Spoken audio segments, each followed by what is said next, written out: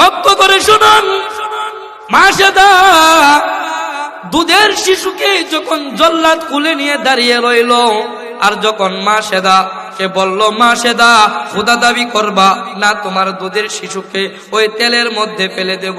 মাসেদা কান্না করতেছে, আল্লাহ কি এমন পরীক্ষার সম্মুখীন করলা, মায়ের সামনে সন্তানের মৃত্যু সহ্য করতে পারি না গো মালিক, সহ্য করতে পারি না।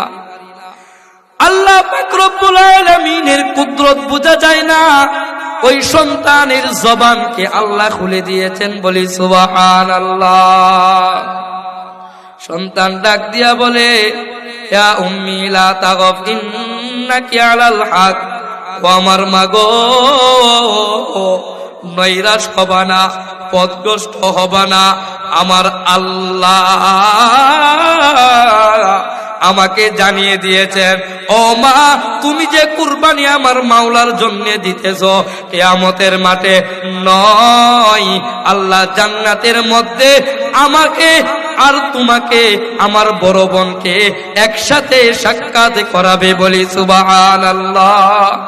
মাসেদা এবার ফেরাউনকে ডাক দিয়া বলে, ফেরাউন রে আর আমার বাকি নাই, তুমি যত শাস্তি দিতে পারো দিয়া দাও, আমার মাওলা মনে হয় আমার প্রতি রাজি হয়ে গিয়েছে, আমার মাওলা মনে হয় আমার প্রতি খুশি হয়ে গিয়েছে। এবার জল্লাদকে বলে, জল্লাদ রে ওই দুধের শিশুকেও ওই উত্তপ্ত তেলের মধ্যে ছেড়ে দাও, মায়ের সামনে ওই দুধের শিশুকে উত্তপ্ত আগুনে জ্বালাইয়া দিছে। এবার হলো বান্দি মাসেদার পালা। মাসেদাকে বলে, আয় বান্দি এবার হলো তোমার পালা, আমি ফেরাউনকে খোদা দাবি করবা, ফেরাউনকে তুমি রব হিসাবে মানবা, নয়তো তোমাকেও আগুনের মধ্যে জ্বালিয়ে দেব, উত্তপ্ত তেলের মধ্যে ভেজে ফেলবো। মাসেদা বলে, প্রথম কন্যা সন্তান রে ফেরাউন তুমি জ্বালাইছো, কুল থেকে টেনে দুধের সন্তানকেও তুমি ওই উত্তপ্ত তেলের মধ্যে জ্বালাইয়া দিছ, কিন্তু আমার দুধের সন্তান আমাকে জানিয়ে দিয়েছে, মা গো তুমি হকের উপর অটল রয়েছ, তোমার প্রতি আমার মাওলা খুশি রয়েছে, দুনিয়াতে যদিও আর দেখা না হয়, জান্নাতের মধ্যে মা তোমার সাথে আমার সাক্ষাৎ হয়ে যাবে। এ ফেরাউন, আমাকে তুমি হত্যা করবা, আমাকে তুমি তেলের মধ্যে জ্বালাইয়া দিবা, কষ্ট নাই, কিন্তু ফেরাউন তোমার নিকটে একটা আরজি গো, আমার দুই সন্তান সহ আমাকে জ্বালানোর পরে যে হাড্ডিগুলো হবে গো, এই হাড্ডিগুলো জমিনের মধ্যে কোনো এক স্থানের মধ্যে একসাথে তুমি দাফন করে দিও। ফেরাউন বলে, তোর আরজিকে আমি কবুল করলাম, তোর কথা আমি রাখবো। জল্লাদকে বলে, জল্লাদ রে ওই মাসেদা নামক দাসীকেও তুমি তেলের মধ্যে জ্বালায়া দাও। জন্ত একটা মানুষকে, জীবন্ত মানুষকে যখন তেলের মধ্যে ফেলে দেয়, ওই জানটা যেতে কত কষ্ট হয় চিন্তা করে দেখো। মানুষ যখন দুনিয়া হইতে বিদায় হয়ে যাবে গো, আজরাইল যখন সিনার মধ্যে হাতটা দিবে, রুহটা যখন ছুটাছুটি করতে থাকবে, আর রুহু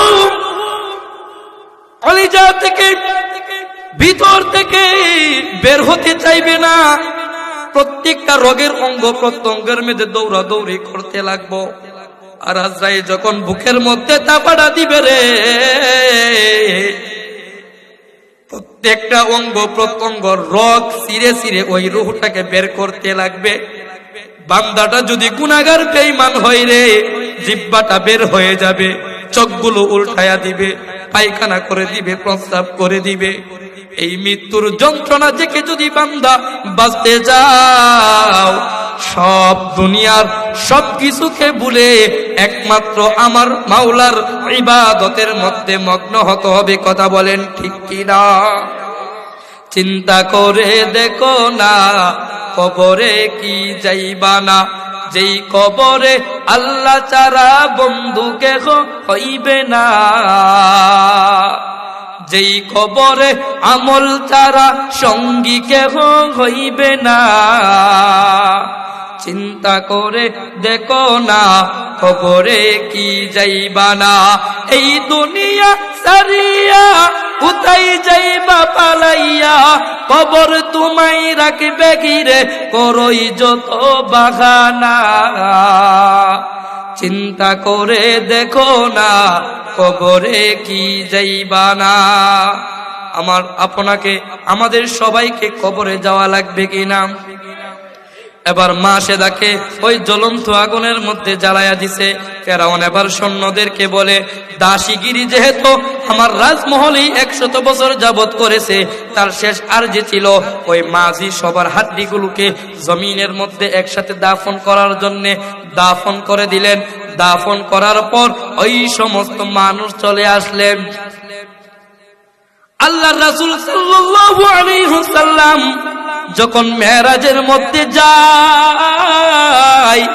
জিবরিল আমিন যখন আল্লাহর রাসূলকে আসমানের মধ্যে নিয়ে যায়, জান্নাত দেখায়, জাহান্নাম দেখায়, সব কিছুকে ঘুরিয়ে ঘুরিয়ে দেখায়। আল্লাহর রাসূলকে যখন জিবরিল মেরাজের মধ্যে নিয়ে রওনা হয়, আল্লাহর রাসূল এক জমিনের উপর দিয়ে হাঁটতে লাগলেন। আল্লাহর রাসূল বলেন, জিবরিল গো, একটা মজার গ্রান আমার নাকের মধ্যে আসতেছে। জিবরিল বলে, কি এরকম কিসের গ্রান আসতেছে? আল্লাহর রাসূল বলেন, আমি আল্লাহর রাসূল নবী যদি কোনো মিথ্যা কথা না বলি, জান্নাতের গ্রান আমি আল্লাহর রাসূল পাইতেছি। বলি সুবহানাল্লাহ।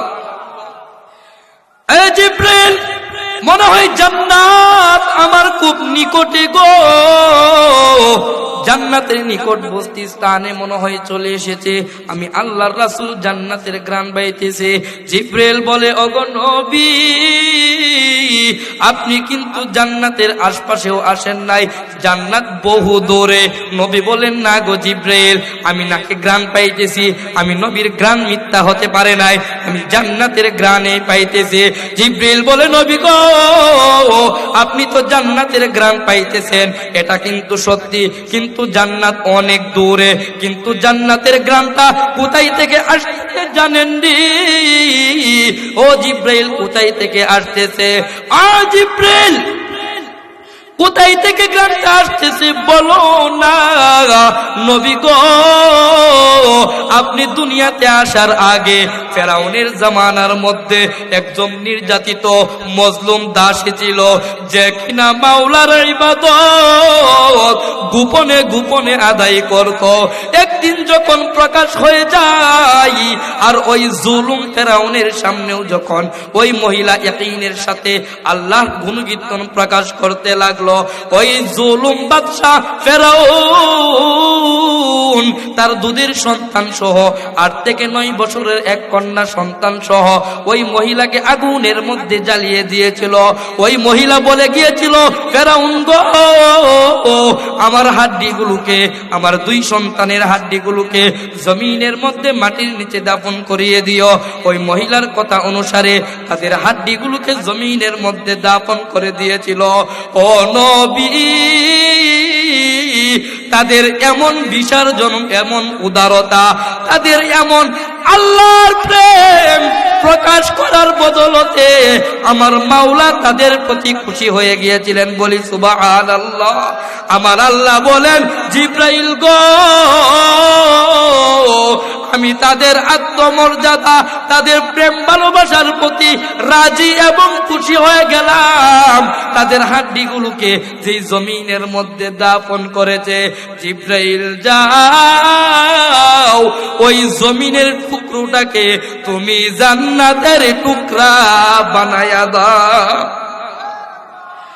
ও নবী, আমরা যেই জমিন দিয়ে হাঁটতেছি, ওই 3 মজলুম মা এবং সন্তানের হাড্ডিগুলো ওই জমিনের মধ্যে দাফন করা, আর ওই দাফন করা জায়গাটা জান্নাতের টুকরা আল্লাহ বানায়া রাখছেন। এই জান্নাতের ঘ্রাণ আপনি নবীও পাইতেছেন। বলি সুবহানাল্লাহ। তাহলে কি বোঝা গেল? যারা নবীর প্রতি প্রেম ভালোবাসা, আল্লাহ প্রদত্ত গুণের উপরে প্রেম ভালোবাসা প্রকাশ করে যারা দুনিয়ার জমিন হইতে বিদায় হয়ে যাবে, আল্লাহ তাদের সম্মান দুনিয়াতেও রাখবে এবং আখিরাতেও তাদের মর্যাদা বাড়াইয়া দিবে। কথা কোন ঠিক কিনা? এই জন্যে আজকে যারা ফিলিস্তিনের মুসলমানদের উপর আক্রমণ করতেছে, নির্যাতন নিপীড়িত করতেছে, মসজিদুল আকসাকে দুনিয়ার জমিন থেকে মুছে দেওয়ার চেষ্টা করতেছে, এই মসজিদুল আকসাকে রক্ষার্থে ফিলিস্তিনের মুসলমান পুরুষ নয়, নরনারী শিশু সহ তাদের জীবন ওই ইসরায়েলি সৈন্যদের বন্দুকের নলের সামনে বিলীন করে দিচ্ছে আর আল্লাহকে জানিয়ে দিচ্ছে, ও মালিক, দুনিয়ার কোনো কিছু চাই না, আপনার সম্মান রক্ষার্থে, আপনার ঘরের একটা ইট রক্ষার্থে নিজের জীবনকে বিলিয়ে দিচ্ছি, দুনিয়ার কোনো সম্মান চাই না, শুধু কিয়ামতের মাঠে নাজাতের ফয়সালা করিয়া দিয়েন। বলি সুবহানাল্লাহ। লক্ষ্য করে শুনুন, মাসেদা দুধের শিশুকে যখন জল্লাদ কুলে নিয়ে দাঁড়িয়ে রইল, আর যখন মাসেদা কে বলল, মাসেদা খোদা দাবি করবা না, তোমার দুধের শিশুকে ওই তেলের মধ্যে ফেলে দেব। মাসেদা কান্না করতেছে, আল্লাহ কি এমন পরীক্ষার সম্মুখীন করলা, মায়ের সামনে সন্তানের মৃত্যু সহ্য করতে পারি না গো মালিক, সহ্য করতে পারি না। আল্লাহ পাক রব্বুল আলামিনের কুদরত বোঝা যায় না, ওই সন্তানের জবানকে আল্লাহ খুলে দিয়েছেন। বলি সুবহানাল্লাহ। সন্তান ডাক দিয়া বলে, ইয়া উম্মি লা তাগফ ইন্নাকি আলাল হক, ও আমার মা গো, নৈরাশ হবা না, পথভ্রষ্ট হবা না, আমার আল্লাহ আমাকে জানিয়ে দিয়েছেন, ও মা, তুমি যে কুরবানি আমার মাওলার জন্য দিতেছ, কিয়ামতের মাঠে নয়, আল্লাহ জান্নাতের মধ্যে আমাকে আর তোমাকে, আমার বড় বোনকে একসাথে সাক্ষাৎ করাবে। বলি সুবহানাল্লাহ। মাসেদ এবার ফেরাউনকে ডাক দিয়া বলে, ফেরাউন রে, আর আমার বাকি নাই, তুমি যত শাস্তি দিতে পারো দিয়া দাও, আমার মাওলা মনে হয় আমার প্রতি রাজি হয়ে গিয়েছে, আমার মাওলা মনে হয় আমার প্রতি খুশি হয়ে গিয়েছে। এবার জল্লাদকে বলে, জল্লাদ রে, ওই দুধের শিশুকেও ওই উত্তপ্ত তেলের মধ্যে ছেড়ে দাও, মায়ের সামনে ওই দুধের শিশুকে উত্তপ্ত আগুনে জ্বালাইয়া দিছে। এবার হলো বান্দি মাসেদার পালা।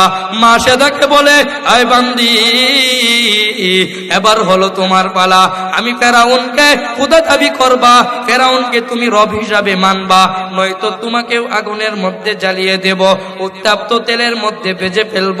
মাসেদা বলে, প্রথম কন্যা সন্তান রে ফেরাউন তুমি জ্বালাইছো, কুল থেকে টেনে দুধের সন্তানকেও তুমি ওই উত্তপ্ত তেলের মধ্যে জ্বালাইয়া দিছো, কিন্তু আমার দুধের সন্তান আমাকে জানিয়ে দিয়েছে, মা গো, তুমি হকের উপর অটল রয়েছ, তোমার প্রতি আমার মাওলা খুশি রয়েছে, দুনিয়াতে যদিও আর দেখা না হয়, জান্নাতের মধ্যে মা তোমার সাথে আমার সাক্ষাৎ হয়ে যাবে। এই ফেরাউন, আমাকে তুমি হত্যা করবা, আমাকে তুমি তেলের মধ্যে জ্বালাইয়া দিবা, কষ্ট নাই, কিন্তু ফেরাউন তোমার নিকটে একটা আরজি গো, আমার দুই সন্তান সহ আমাকে জ্বালানোর পরে যে হাড্ডিগুলো হবে গো, এই হাড্ডিগুলো জমিনের মধ্যে কোনো এক স্থানের মধ্যে একসাথে তুমি দাফন করে দিও। ফেরাউন বলে, তোর আরজিকে আমি কবুল করলাম, তোর কথা আমি রাখবো। জল্লাদকে বলে, জল্লাদ রে, ওই মাসেদা নামক দাসীকেও তুমি তেলের মধ্যে জ্বালায়া দাও। জন্ত একটা মানুষকে, জীবন্ত মানুষকে যখন তেলের মধ্যে ফেলে দেয়, ওই জানটা যেতে কত কষ্ট হয় চিন্তা করে দেখো। মানুষ যখন দুনিয়া হইতে বিদায় হয়ে যাবে গো, আজরাইল যখন সিনার মধ্যে হাতটা দিবে, রুহটা যখন ছুটাছুটি করতে থাকবে, আর রুহ কলিজা থেকে ভিতর থেকে বের হতে চাইবে না। প্রত্যেকটা রোগের অঙ্গ প্রত্যঙ্গের মধ্যে দৌড়াদৌড়ি করতে লাগবো। আর আজরাইল যখন বুকের মধ্যে চাপাটা দিবে রে, প্রত্যেকটা অঙ্গ প্রত্যঙ্গ রগ ছিঁড়ে ছিঁড়ে ওই রূহটাকে বের করতে লাগবে। বান্দাটা যদি গুনাহগার বেঈমান হয় রে, জিহ্বাটা বের হয়ে যাবে, চোখগুলো উল্টায়া দিবে, পায়খানা করে দিবে, প্রস্রাব করে দিবে। এই মৃত্যুর যন্ত্রণা থেকে যদি বান্দা বাঁচতে যাও, সব দুনিয়ার সব কিছুকে ভুলে একমাত্র আমার মাওলার ইবাদতের মধ্যে মগ্ন হতে হবে। কথা বলেন ঠিক কিনা? চিন্তা করে দেখো না, কবরে কি যাইবা না, যেই কবরে আল্লাহ ছাড়া বন্ধু কেহ হইবে না, যেই কবরে আমল ছাড়া সঙ্গী কেহ হইবে না। চিন্তা করে দেখো না, কবরে কি যাইবা না, এই দুনিয়া সারিয়া কোথায় যাইবা পালাইয়া, কবর তোমায় রাখবে ঘিরে, করই যত বাহানা। চিন্তা করে দেখো না, কবরে কি যাইবা না। আমার আপনাকে আমাদের সবাইকে কবরে যাওয়া লাগবে কিনা? এবার মা সেদাকে ওই জ্বলন্ত আগুনের মধ্যে জ্বালায়া দিছে। ফেরাউন এবার সৈন্যদেরকে বলে, দাসীগিরি যেহেতু আমার রাজমহলেই 100 বছর যাবত করেছে, তার শেষ আর যে ছিল ওই মাঝি সবার হাড্ডিগুলোকে জমিনের মধ্যে একসাথে দাফন করার জন্য দাফন করে দিলেন। দাফন করার পর ওই সমস্ত মানুষ চলে আসলেন। আল্লাহর রাসূল সাল্লাল্লাহু আলাইহি ওয়াসাল্লাম যখন মেরাজের মধ্যে যায়, জিবরিল আমিন যখন আল্লাহর রাসূলকে আসমানের মধ্যে নিয়ে যায়, জান্নাত দেখায়, জাহান্নাম দেখায়, সব কিছুকে ঘুরিয়ে ঘুরিয়ে দেখায়।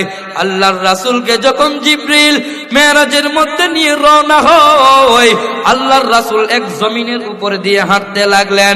আল্লাহর রাসূল বলেন, জিবরিল গো, একটা মজার গ্রান আমার নাকের মধ্যে আসতেছে। জিবরিল বলে, কি এরকম কিসের গ্রান আসতেছে? আল্লাহর রাসূল বলেন, আমি আল্লাহর রাসূল নবী যদি কোনো মিথ্যা কথা না বলি, জান্নাতের গ্রান আমি আল্লাহর রাসূল পাইতেছি। বলি সুবহানাল্লাহ। এই জিবরিল, মনে হয় জান্নাত আমার খুব নিকটে গো, জান্নাতের নিকটবর্তী স্থানে মনে হয় চলে এসেছে, আমি আল্লাহর রাসূল জান্নাতের ঘ্রাণ পাইতেছে। জিবরিল বলে, ওগো নবী, আপনি কিন্তু জান্নাতের আশপাশেও আসেন নাই, জান্নাত বহু দূরে। নবী বলেন, না গো জিবরিল, আমি নাকে ঘ্রাণ পাইতেছি, আমি নবীর ঘ্রাণ মিথ্যা হতে পারে নাই, আমি জান্নাতের ঘ্রাণে পাইতেছি। জিবরিল বলে, নবী গো, আপনি তো জান্নাতের ঘ্রাণ পাইতেছেন, এটা কিন্তু সত্যি, কিন্তু জান্নাত অনেক দূরে। কিন্তু জান্নাতের ঘ্রাণটা কোথায় থেকে আসতেছে জানেন নি? ও জিবরাইল, কোথায় থেকে আসতেছে? জিবরাইল, কোথায় থেকে ঘ্রাণটা আসতেছে বলো না। নবী গো, আপনি দুনিয়াতে আসার আগে ফেরাউনের জামানার মধ্যে একজন নির্যাতিত মজলুম দাসী ছিল, যে কিনা মাওলার ইবাদত গোপনে গোপনে আদায় করত। একদিন যখন প্রকাশ হয়ে যায়, আর ওই জুলুম ফেরাউনের সামনেও যখন ওই মহিলা ইয়াকিনের সাথে আল্লাহর গুণকীর্তন প্রকাশ করতে লাগলো, ওই জুলুম বাদশা ফেরাউন তার দুধের সন্তান সহ 8 থেকে 9 বছরের এক কন্যা সন্তান সহ ওই মহিলাকে আগুনের মধ্যে জ্বালিয়ে দিয়েছিল। ওই মহিলা বলে গিয়েছিল, ফেরাউন গো, আমার হাড্ডিগুলোকে, আমার 2 সন্তানের হাড্ডিগুলোকে জমিনের মধ্যে মাটির নিচে দাফন করিয়ে দিও। ওই মহিলার কথা অনুসারে তাদের হাড্ডিগুলোকে জমিনের মধ্যে দাফন করে দিয়েছিল। ও নবী, তাদের এমন বিসর্জন, এমন উদারতা, তাদের এমন আল্লাহর প্রেম, প্রকাশ করার বদলতে আমার মাওলা তাদের প্রতি খুশি হয়ে গিয়েছিলেন। বলি সুবহানাল্লাহ। আমার আল্লাহ বলেন, জিব্রাইল গো, আমি তাদের আত্মমর্যাদা, তাদের প্রেম ভালোবাসার প্রতি রাজি এবং খুশি হয়ে গেলাম। তাদের হাড্ডিগুলোকে যেই জমিনের মধ্যে দাফন করেছে, জিব্রাইল যাও ওই জমিনের টুকরোটাকে তুমি জান্নাতের টুকরা বানায়া দাও। ও নবী, আমরা যেই জমিন দিয়ে হাঁটতেছি, ওই 3 মজলুম মা এবং সন্তানের হাড্ডিগুলো ওই জমিনের মধ্যে দাফন করা, আর ওই দাফন করা জায়গাটা জান্নাতের টুকরা আল্লাহ বানায়া রাখছেন। এই জান্নাতের গ্রাম আপনি নবীও পাইতেছেন। বলি সুবহানাল্লাহ। তাহলে কি বোঝা গেল? যারা নবীর প্রতি প্রেম ভালোবাসা, আল্লাহ প্রদত্ত গুণের উপরে প্রেম ভালোবাসা প্রকাশ করে যারা দুনিয়ার জমিন হইতে বিদায় হয়ে যাবে, আল্লাহ তাদের সম্মান দুনিয়াতেও রাখবে এবং আখিরাতেও তাদের মর্যাদা বাড়াইয়া দিবে। কথা কোন ঠিক কিনা? এই জন্য আজকে যারা ফিলিস্তিনের মুসলমানদের উপর আক্রমণ করতেছে, নির্যাতন নিপীড়িত করতেছে, মসজিদুল আকসাকে দুনিয়ার জমিন থেকে মুছে দেওয়ার চেষ্টা করতেছে, এই মসজিদুল আকসাকে রক্ষার্থে ফিলিস্তিনের মুসলমান পুরুষ নয়, নরনারী শিশু সহ তাদের জীবন ওই ইসরায়েলি সৈন্যদের বন্দুকের নলের সামনে বিলীন করে দিচ্ছে, আর আল্লাহকে জানিয়ে দিচ্ছে, ও মালিক, দুনিয়ার কোনো কিছু চাই না, আপনার সম্মান রক্ষার্থে, আপনার ঘরের একটা ইট রক্ষার্থে নিজের জীবনকে বিলিয়ে দিচ্ছি। দুনিয়ার কোনো সম্মান চাই না, শুধু কিয়ামতের মাঠে নাজাতের ফয়সালা করিয়া দিয়েন। বলি সুবহানাল্লাহ।